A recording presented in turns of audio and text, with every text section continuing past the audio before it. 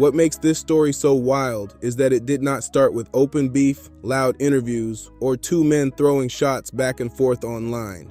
It started with a big move, a lot of trust, and one trip to Los Angeles that changed everything. Back then, Juvenile was trying to move different after separating from Cash Money, and the word was that Suge Knight wanted to bring him into the death row world. On paper, that sounded huge. A new deal, a new chapter, and a fresh lane for Juvenile to build on his own terms. And he was not moving alone either. Young Buck was around him at that time, long before G-Unit fully changed Buck's life.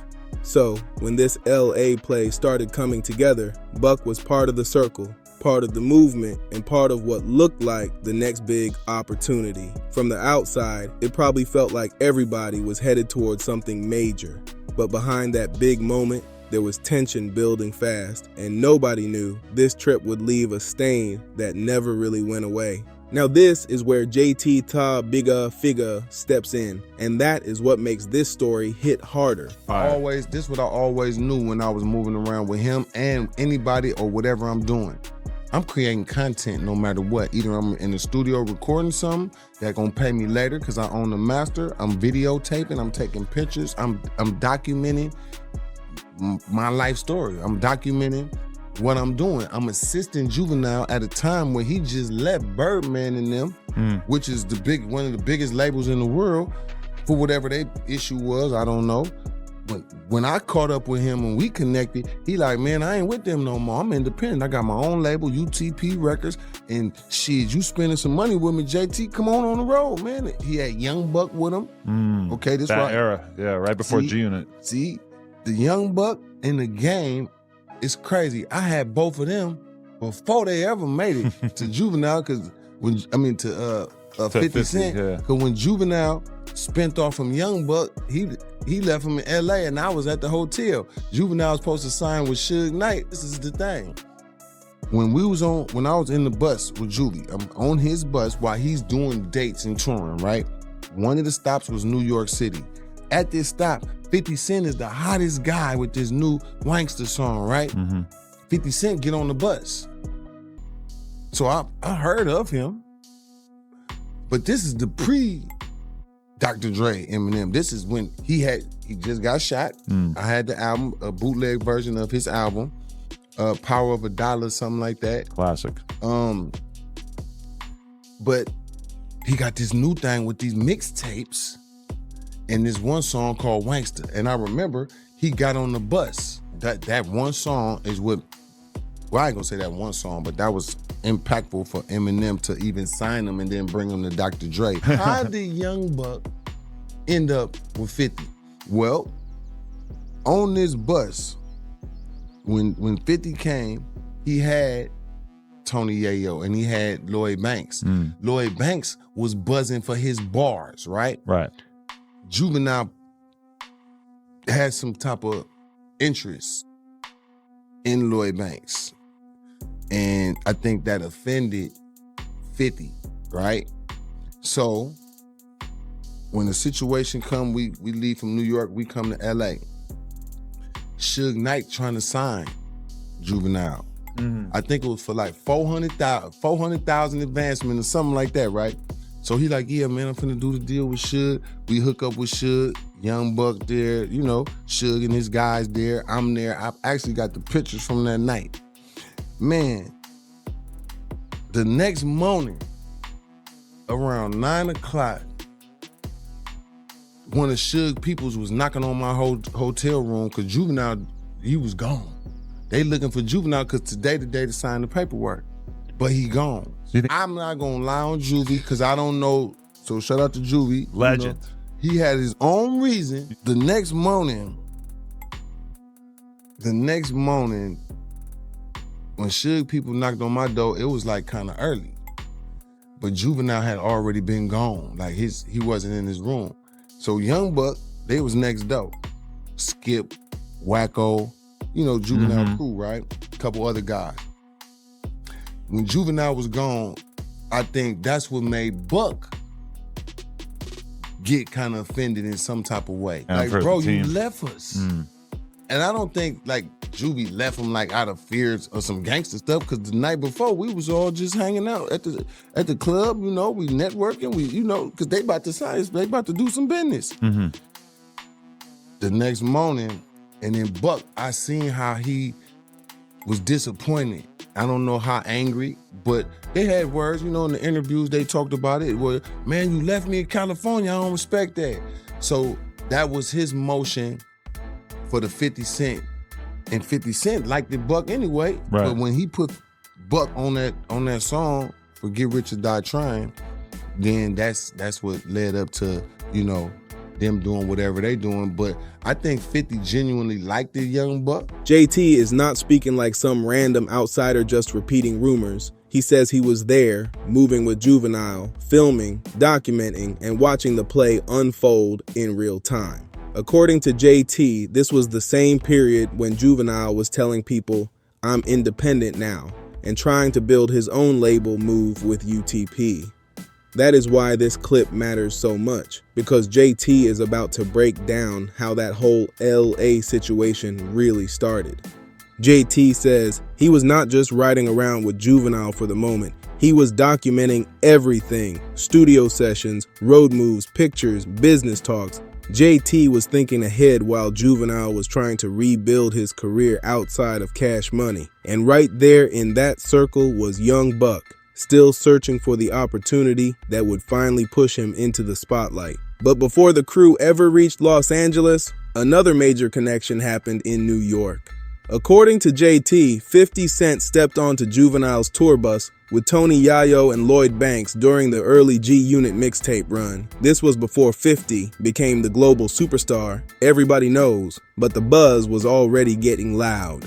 Wanksta was moving through the streets, Banks was earning respect for his bars, and the whole G-Unit movement was heating up fast. JT claims Juvenile showed some interest in Lloyd Banks, and that may have rubbed 50 the wrong way. Nothing official happened, but that small moment allegedly created tension before young Buck ever became part of G-Unit. That detail matters because Buck was standing close to two completely different paths: Juvenile's UTP movement on one side and 50 Cent's rising empire on the other.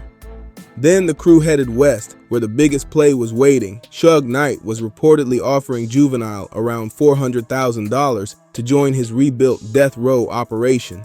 Everybody pulled up, business was discussed, and the deal looked close enough to touch. But by the next morning, Juvenile had vanished, and the paperwork was still waiting. Juvenile was going out to become a part of Death Row Records.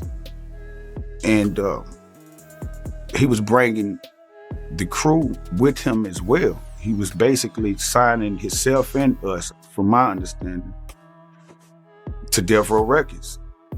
And he was explaining, like, man, we're gonna go out here and do this situation with Suge, and we kind of know what it was, but we rocking with you, bro. You know what I mean? Yo, where you lay your head as your home is where we gonna lay our head and make it our home as well. So that was the outlook for me and all the other guys. Nothing. And you know what was bad about that? I like Buck. Buck a good dude, but he is a master of creating shit that ain't actually there. That's his thing. Here we are in LA now. I got accustomed to this routine of waking up, going down to Juvenile room, waiting on Suge to pull up. We gone to the studio. Well, I woke up one morning, went down to Juvenile room, and he wasn't there.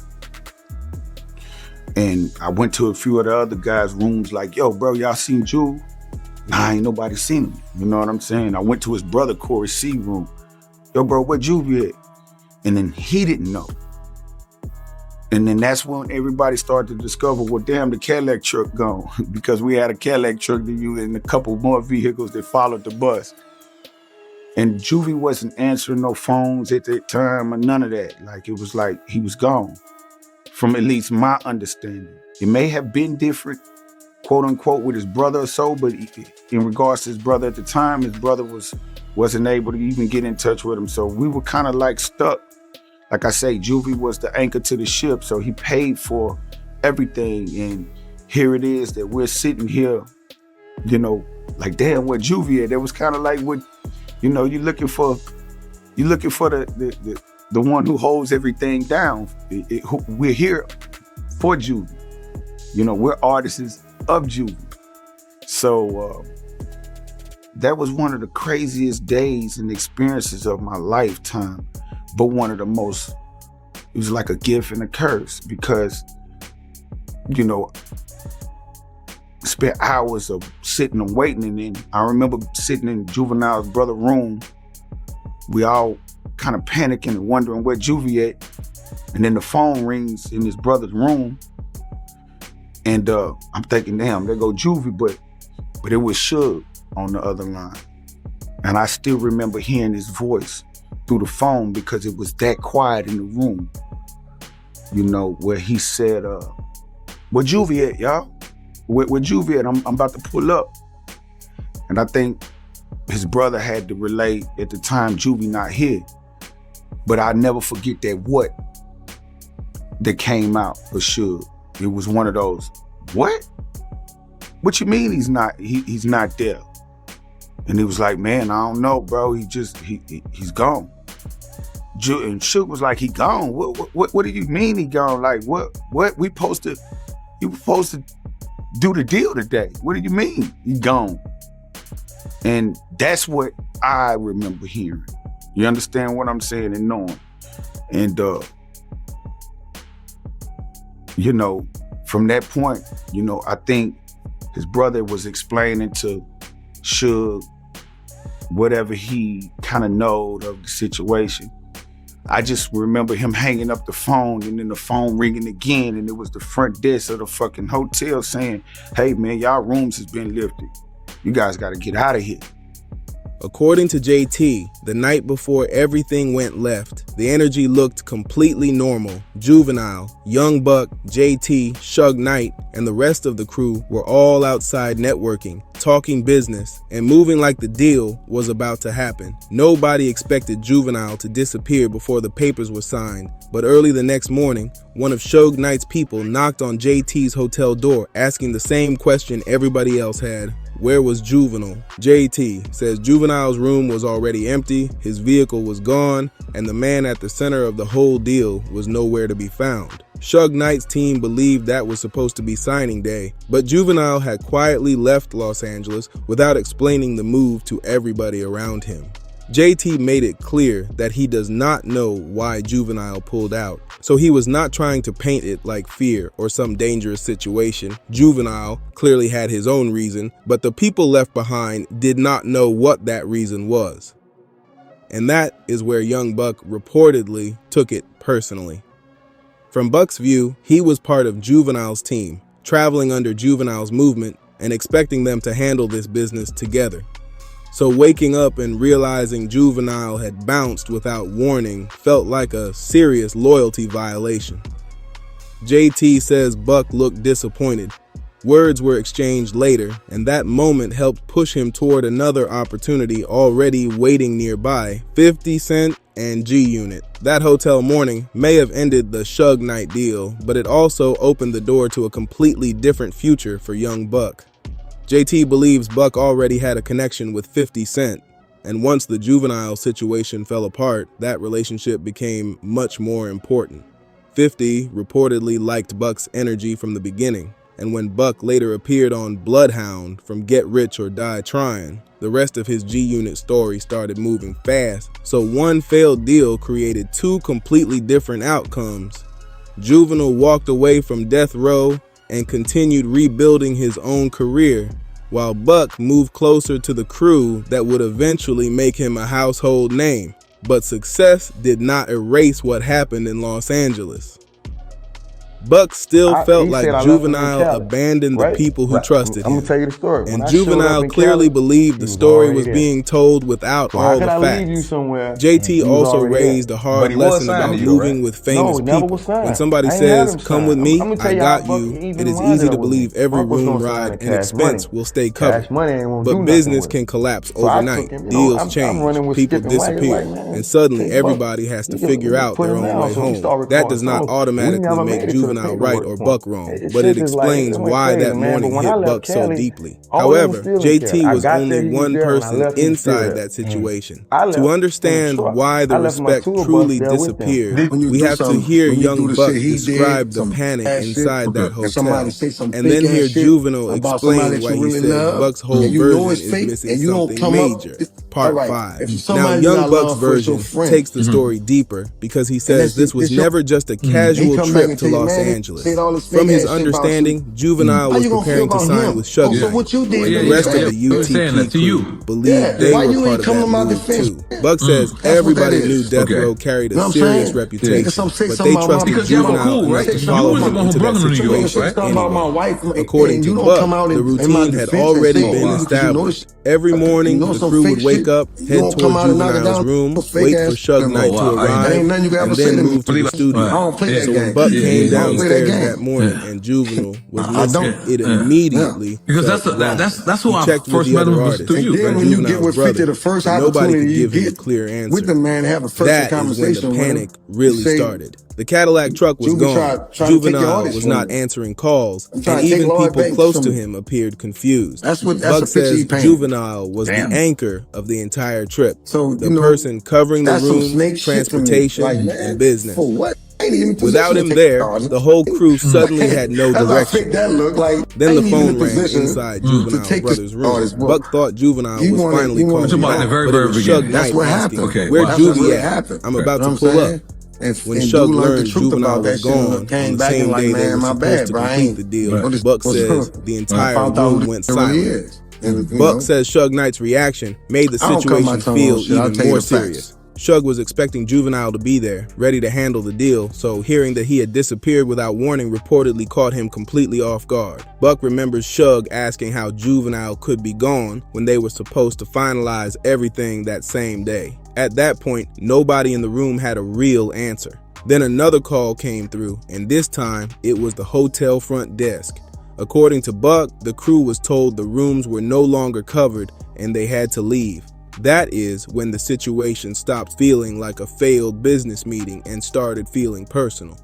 Buck believed he had traveled as part of Juvenile's team, only to wake up with no leader, no explanation, and no clear plan for what happened next. That experience is why Buck kept saying Juvenile left him stranded in California. To Buck, it was not about whether he was physically capable of surviving on his own. It was about respect. A simple phone call saying, "The deal is dead, I'm leaving," could have changed the entire situation. Instead, Buck says everybody had to discover the truth after Juvenile was already gone. But Juvenile tells the story completely differently. He says Buck was already in California before he arrived, was never officially signed to UTP, and still had access to the tour bus after Juvenile left. In Juvenile's eyes, Buck took a messy business situation and turned it into an abandonment story that was never fully accurate. But Juvenile says the California story was only one piece of a much bigger loyalty problem. From his side, Buck was never officially signed to UTP, and Juvenile claims he did not leave him helpless because the tour bus and other people from the crew were still there. Juvenile's point was simple. Buck was already moving around California before he arrived, so he rejects the idea that he personally dropped Buck somewhere with no way out. The deeper issue, according to Juvenile, came later when Buck got close to 50 Cent. Buck is a bitch. Bruh. I hate Buck. I hate young Buck, fam. Buck is a bitch ass nigga, so we ain't gonna talk about Buck at all. Period. Do me a favor. Just ask me about me. Don't throw them names like this. Buck, I can't, man. I hate Buck. It was your interview he done that really made me trigger back to like, fuck him. Like, I really fuck him for real, fam. I don't care what he put out. I don't give a fuck. Fuck Buck. Okay. I mean what I'm saying. Like I say, I ain't got no ill will, you know, with Juvie. I look at the situation like, you know, he felt the way and spoke the way that he feels, and we'll see how it goes from there. But nah, man, it shocked me. Yeah. It shocked me a lot. Like you say, these are individuals that, you know, I've rocked with. You know, I've stood in the Magnolia, and had your back with you through thick and thin, and you stood with me and had my back with me through thick and thin. So if you felt that way, I felt like maybe you could at least picked up a phone call and told me whatever your issues was, and it could have been handled different. But Juvenile says Buck allegedly told 50 that Juvenile had tried to take Lloyd Banks away from G-Unit. Juvenile strongly denied that claim and said he was not even in a position to steal another artist at the time. To him, that story made Buck look disloyal and created tension with somebody who had no reason to view him as an enemy. Juvenile also brought up a private situation involving his wife. He felt people were saying false things about somebody he loved while Buck stayed quiet instead of shutting it down. In Juvenile's mind, real loyalty means defending your friend when they are not in the room, especially when you know the story being told is not true.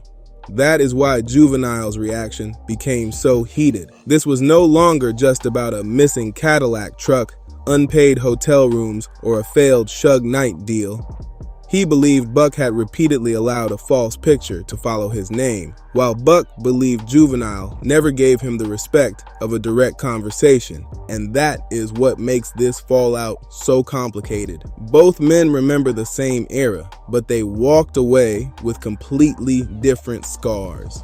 Young Buck remembers waking up in Los Angeles, finding Juvenile gone and feeling like the man he trusted left the whole crew to deal with the pressure alone.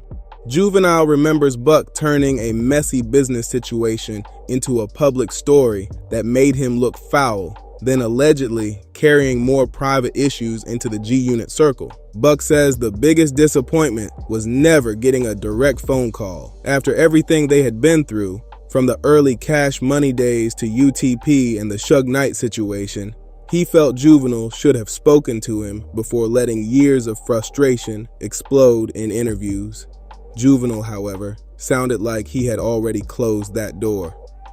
From his reaction, this was not one misunderstanding that could be fixed with a quick conversation. He believed the trust had been broken more than once. One failed death row deal may have changed both of their careers forever. Buck's path led him toward 50 Cent and G-Unit, while Juvenile kept moving on his own terms. But all these years later, that morning in Los Angeles is still hanging over both names. So who had the stronger point? Young Buck for feeling abandoned, or Juvenile for saying Buck twisted the real story? And did the Suge Knight situation actually end their brotherhood, or was it only the first crack in a relationship already falling apart? Drop your take below, smash that like button, subscribe to Dripzine, and turn on those notifications for more hip-hop stories.